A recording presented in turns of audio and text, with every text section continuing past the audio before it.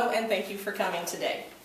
Recently, Jay Leno struck an important chord when he asked his audience these questions on The Tonight Show. How many went to the beach this weekend? How many went to the mountains? How many just piled in the family car and sat in the driveway and pretended that they could afford to go somewhere?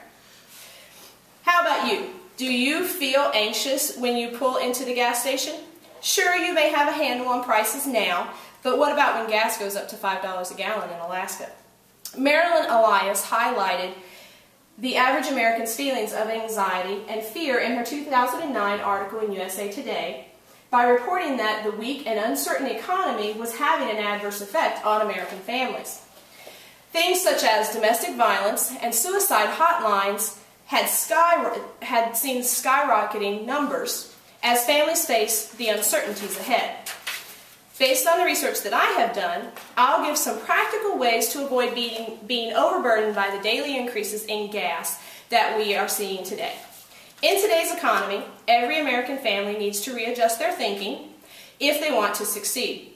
That is more of an issue in Alaska because on average we spend about 50% more on a dollar than they do in the lower 48. So let me highlight some good ways for you to readjust energy spending as your gas prices continue to go up. As we all know, Alaskans face an even more daunting task than those in the lower 48. The number one consumer issue facing Alaskans is the cost of fuel. So when NPR reports that the president of Shell Oil Company says that the average price for a gallon of gas is going to go up to $5, we all know that means in Alaska it's going to be about $6 to $6.50 a gallon. The U.S. Department of Energy has a fact sheet out which contains suggestions on how to beat high gas prices. Some of these steps include things such as slowing down. The Department of Energy estimates that for every 5 miles over 60 miles per hour that you go, you are wasting 15 cents on a gallon of gas. The best ways to avoid speeding are to give yourself enough time to get where you need to go and set your cruise control.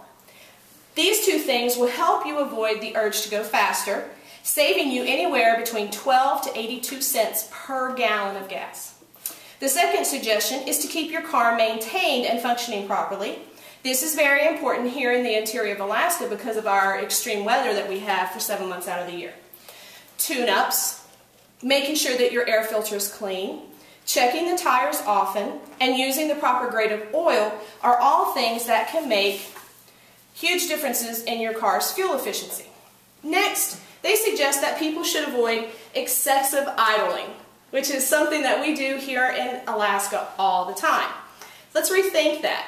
If you're going to be in a store for less than 5 or 10 minutes, your car is not going to get that cold to begin with. If you're going to be there more than 15 minutes, you're wasting a lot of gas by letting your car idle. Just a few more tips that seem to work would be things such as do all of your errands together instead of separately, and carpooling from Eielson to Fairbanks. Now, there's something else that we can look at that we don't often think of at Eielson because it seems far-fetched, but did you know that the daily cost of riding the bus around Fairbanks is $3 a day or $36 for the month? So, if you live at Eielson and you work in Fairbanks, you could feasibly save between $50 to $75 a month by driving your car to North Pole, parking it, and riding the bus. Next, how about looking for smaller, more fuel-efficient crossover SUVs? These vehicles often provide the room that a family needs and increased fuel efficiency. And last, reevaluate your family's need for an SUV or a minivan and an SUV. Chances are, at least sometime during the day, your family has one person driving to and from work or the store by themselves. These are just a few ideas that may help your family readjust its spending to meet demands of the economy. By doing these things, you can train yourselves to be one step ahead of the coming economic hardships. By paying attention to how you drive, when you drive, and where you drive, you will save money on gas every single month.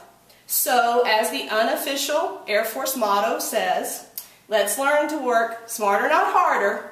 It may take a few months to get used to doing these things, but they will help to offset unnecessary spending woes.